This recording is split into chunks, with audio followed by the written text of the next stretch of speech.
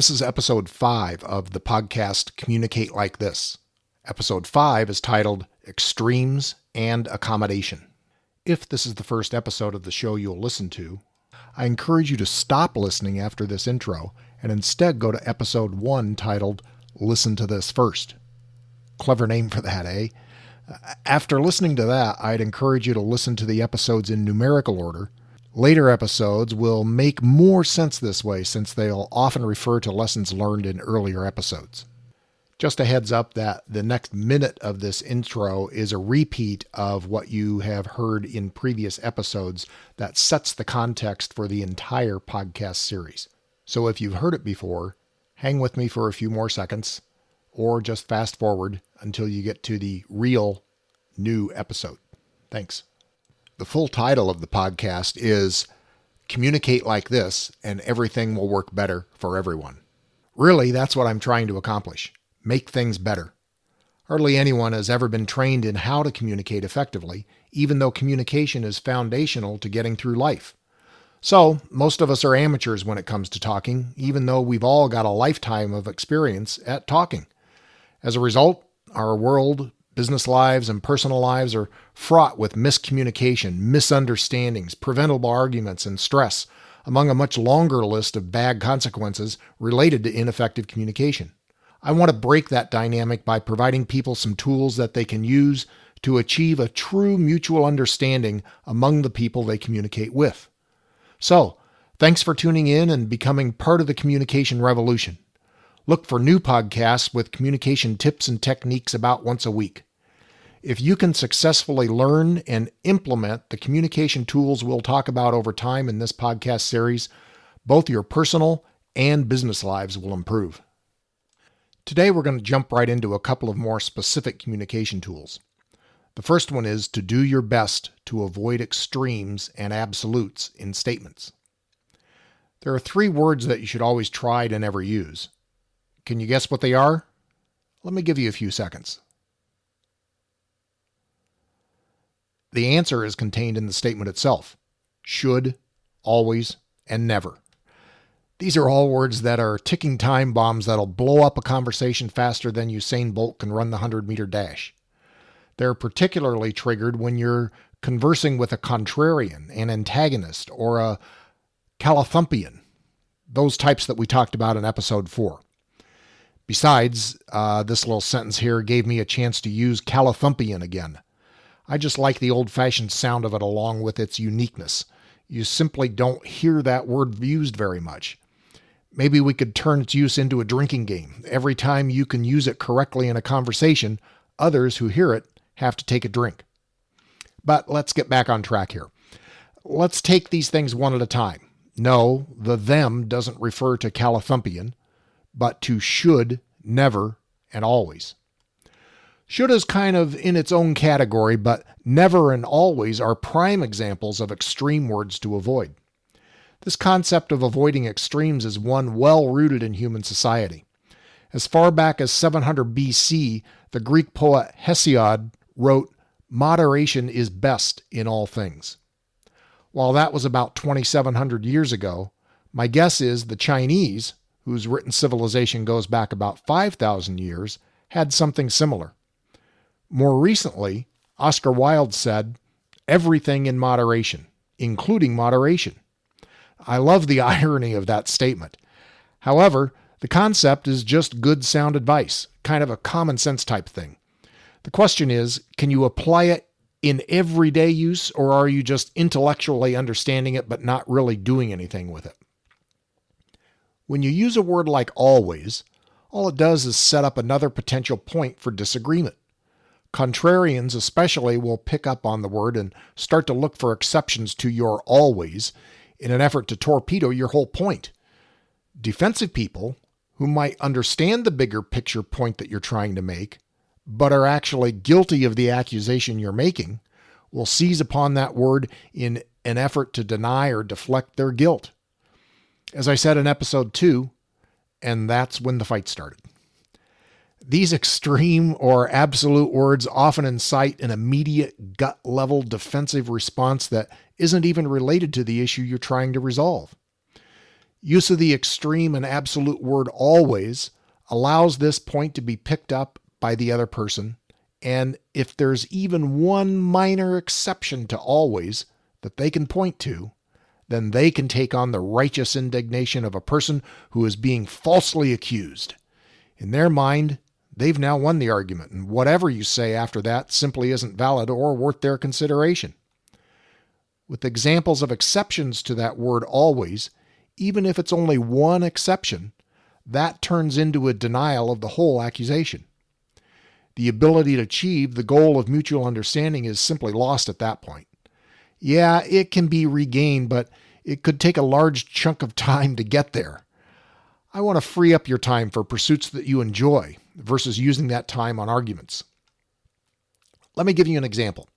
Suppose you have a friend named Pat who is frequently late to events, and you'd like to change her behavior because you get frustrated when she's late, particularly if you have something else scheduled after the event with her. Understand there's some unspoken baggage that you're bringing with you that maybe you haven't even acknowledged before, like your frustration. But you've scheduled a lunch with her just to have lunch and have a good time, with no particular agenda to speak of. To no real surprise to you, though, Pat is late to your lunch. Because this is a hot button for you, even if you don't recognize it, your frustration has already started to build after about 5 minutes. By the time she arrives 15 minutes after that, you're steaming inside. She walks over, sits nonchalantly down at the table, and throws out what you interpret as an insincere apology for being late. So you say, "Pat, you're always late, and it's got to stop." Pat now starts to search for exceptions to your absolute statement to show that you're wrong. "Wait a minute," she says. "Just like last week I arrived early for our lunch with Brenda, and I think I'm mostly on time for things in general. Why, on February 13th, I made it to our potluck at work on time. On December 21st, I showed up on time to my dentist. You're wrong, and I think you should apologize." Now the conversation's totally off topic from what you wanted, as you move on to debate precisely what percentage of the time Pat's late, with Pat also offended that you've mischaracterized her promptness. And that's when the fight started. That's a great punchline to be used in a lot of situations. Anyway, we'll talk about I statements in later episodes. I meaning me, not as in an eyeball. But what if instead of starting the conversation with an accusation, you used an I statement and combined that with what you learned about avoiding extremes? Maybe you could have started your end of the conversation with, "Hi, Pat. You know, I feel frustrated when you show up late to things because it often causes us to have to cut short our get-togethers, especially when I have another commitment after us. I like being with you and I want to make the most use of our time that we have together. Is there something I could do to help you be here at the time that we agreed?" In this case, the issue is clearly presented as consistency in being on time versus never being on time. Now you've got a topic you can both more easily agree on and discuss intelligently without so much defensiveness. Now, for the purposes of this example, I've shortcut some things like injecting some social niceties first before launching into what might be a contentious issue, but hopefully you can see an alternate way to approach things that's more likely to prevent an argument. As I've said before, prevention of situations that result in miscommunication, misunderstandings, arguments, and stress is largely what I'm about with this podcast. In order to prevent these things, you'll likely need to take a different approach from the one that you're currently using, like the one above. Words like always, never, none, and all express the extreme and absolute case and are seldom absolutely literally true. Be very, very careful before you use them or face the consequences. Let's turn our attention to the word should. It's also one of those words that you should always do your best to never use. Should is an accusatory, holier-than-thou lecturing approach. "Hey, you know what you should do?" Doesn't really sound very friendly. Almost as soon as it's out of your mouth, the other person will get up their defensive guard. It's definitely one of those trigger words for a lot of people. And it's definitely a word that easily slips out in conversation and a hard habit to break. I can tell you that from personal experience. I'm still working on it. My response to that accusation of, hey, you know what you should do, might be along the lines of, no, I don't, but I for sure know what you should do. I have a friend named Carolyn who first pointed out to me the value of replacing that word should with the phrase what if. She was trying to help me more effectively communicate some messages I wanted to send to my group at work. And it was really great feedback because I wasn't quite getting through to my group. She brilliantly presented the concept to me by asking, hey, Dan, what if you replace the word should with the phrase what if? Now, not only did she give me the feedback, but she actually used the tool she was giving to me as part of the feedback. Truly brilliant. What if asks a question versus giving an instruction and opens up the mind of the receiver to think about possibilities versus getting all defensive. However, as I said, using should is a hard habit to break. In one of my early drafts of my management book, Uncommon Sense Management, I wrote about the concept that Carolyn had given me. That got me to thinking about how many times in the draft of the book I'd said something to the effect of, you should do something. So I thought to myself, well, what if I went through the entire book and rephrased every sentence that contained the word should to use what if instead? I ended up changing about 60 or so instances where I thought it was blatantly accusatory. Now, there are still 156 uses of the word should in the book, but they're generally not harsh or accusatory in their use. But now that I mention it, what if I went back through the book again and looked harder for more places I could change it? Maybe some of the book's messages would be more acceptable to readers. Maybe time for a new edition. But let's move on versus spending time on my personal musings here. Let's change topics and talk about the tool of accommodation and how it helps effective communication. I owe my revelation on this word to my friend Jordan.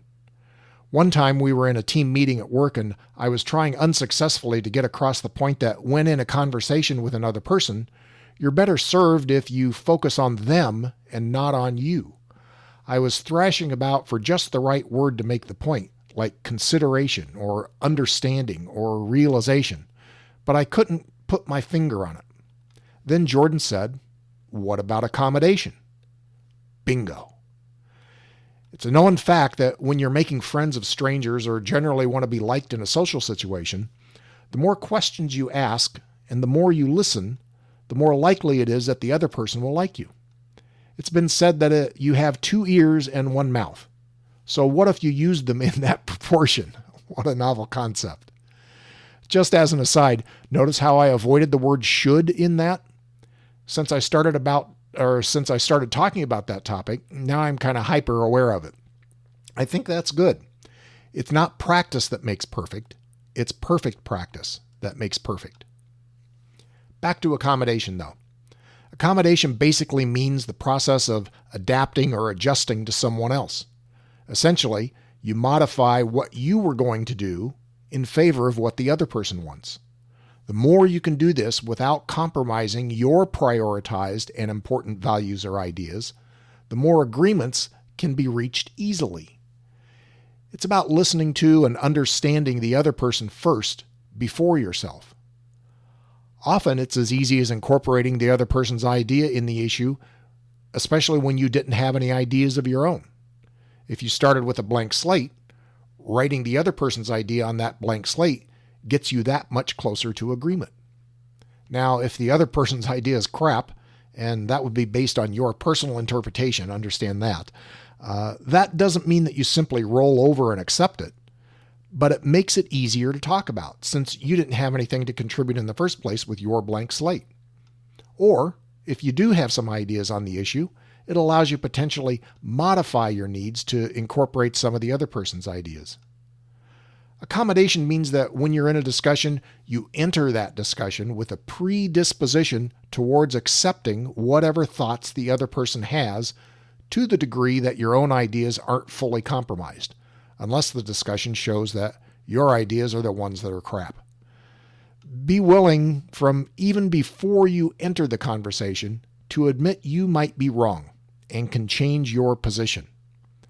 Flexibility is a key in reducing stress and in finding a better overall solution for whatever issue it is that you're talking about, especially in a group environment. Again, that doesn't mean you roll over on everything, but that you have a truly open mind about things from the very beginning. Your beginning mindset needs to be to not confront and challenge, but to accept and agree, i.e., accommodate. Keep in mind the goals of mutual understanding and reducing arguments as your priorities so that you'll have less stress. This is really where this whole podcast started from. This is what we want to accomplish. This is kind of our North Star. So once you accept that and understand that and are working towards that, then it becomes a matter of achieving that goal and reaching agreement with the other person on how to address any given issue. Let me give you an example of how this accommodation concept can be put into play in the real world. My wife Terry and I like to travel and generally take vacations 2 weeks at a time. Early on in our marriage, while taking vacations, I noticed a pattern developing. To me, it seemed like I wasn't getting any relaxation out of the vacations because we were always on the go, seeing things of interest around whatever area we were in. I felt like, although the reality was actually a bit different, that we were up at dawn and on the go until we went to bed. Granted, the things we saw were great and very interesting, but I'd come back from vacation needing a vacation. A vacation to me is laying around on a beach or by a pool, sipping drinks, reading, listening to music, eating when hungry, and basically doing nothing. When I brought the issue up to Terry, she had a different perspective. Go figure. Not everyone thinks the same as I do. How is that even possible? She gets bored laying around doing nothing. She was irritated at having to lay around doing nothing too much during our vacations. So it turns out that both of our experiences were based on extreme perspectives, but I thought we were always on the go, and she thought we were always laying around. The solution? Accommodation. Now, the real solution was that we talked about it. Not argued, but talked. Both of us admitted that we were taking extreme positions and that the reality of our vacations was really a mix of on-the-go days and the off days. But neither of us thought there was a good balance. So we overtly agreed that our future vacations would be a little more planned out to have essentially 1 day on and 1 day off. We each accommodated the other person's needs and in the process sacrificed a little of our previously extreme positions. We both wanted the other person to be happy, a key, and we also wanted something for ourselves as well. That resulted in a compromise, or accommodation. Maybe the best thing we did, though, was to plan ahead and agree ahead of time about the general itinerary. We set expectations up front, using the communication tool we discussed in episode 1 about setting expectations up front. Another key is that we're not locked into an absolute schedule of a day on and a day off. That's just the general overall North Star direction we want to get to. Maybe the best example of how we implement this is with our last and our next vacation. Our most recent vacation was mostly on the go every day, walking miles and miles every day to see sights. But don't get me wrong, we both liked the vacation overall, but we both needed a vacation after that vacation. To balance that last vacation, we've agreed that our next vacation will be basically an entire week of laying on a beach or by a pool somewhere warm, doing nothing. The goal of this vacation will be to do nothing. Let me give a shout out to my friend Greg for setting the example of an entire do-nothing vacation. Terry bought into that concept largely because of our joint planning effort years ago regarding accommodation. Wonder if I can stretch that into this foothold that I've got about laying around to have more laying around time and tip the balance a bit in my favor for future vacations. Or on second thought, maybe I should slow my roll and be happy with our accommodation. Interestingly, I found through a very unscientific poll that this issue is relatively common among couples. Using the core values and principles with associated communication tools might just provide a solution for those of you with the same issue. Well, that about wraps it up for today. Thanks for listening. If you liked what you heard today, please tell your friends about Communicate Like This. You can find the podcast on all major podcast sites like Apple, Google, and about 50 others, if not more. On the web, we're at communicatelikethis.com. There, you can also leave comments about any given podcast. You can also find more abbreviated conversations and interactions on our Facebook site at Communicate Like This. You'll also find occasional brief tips on Twitter. Just search for @RealDanPerky. If you're looking for something more substantive, please give my management book, Uncommon Sense Management, on Amazon a try. It's in both paperback and Kindle form. Now, if you think your business could benefit from some on-site training to not only make employees happier, but increase productivity and profitability, go to theopendoorgroup.com and see what we offer. Final reminder, though, before we go. Action is the key to success in reducing misunderstandings, miscommunication, preventable arguments, and stress. This isn't some academic exercise we're engaged in. If you don't actually use these tools in your personal interactions with people, then the whole podcast is just a waste of time. Now, don't expect to use all of the tools all at once every day. Have the self-awareness to find the opportunities as they arise and then pull out the appropriate tools and use them to get a true mutual understanding with folks. Like Marshawn Lynch said, it's all about that action, boss.